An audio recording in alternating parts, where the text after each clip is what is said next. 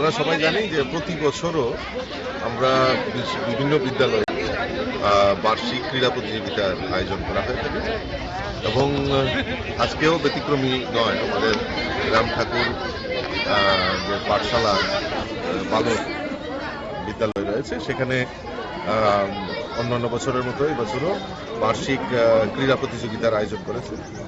এই প্রতিযোগিতার মাধ্যমে আমাদের স্টুডেন্টদেরকে স্পোর্টস অর্থাৎ খেলমুখী করা এবং খেলার মাধ্যমে শরীরচর্চার মাধ্যমে আমাদের মন এবং শরীরকে সতেজ রাখার একটা উপায়।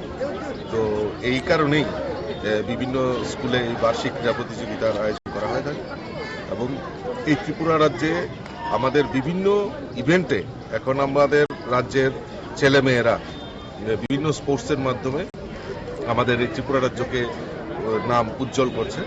তো আগামী দিন এইরকমভাবেই স্পোর্টস ইভেন্টের মাধ্যমে এই বার্ষিক ক্রীড়া প্রতিযোগিতা বিভিন্ন ইভেন্টের মাধ্যমে আমাদের ছেলেমেয়েরা এই ত্রিপুরার নামকে আরও বেশি উজ্জ্বল করবে এবং আমরা যত যুবক যুবতী তাদেরকে মাঠমুখী করতে পারবো তবেই আমরা সুষ্ঠু সমাজ এবং এই যে নেশার কবল থেকে আমরা তাদেরকে নিস্তার করতে পারবো।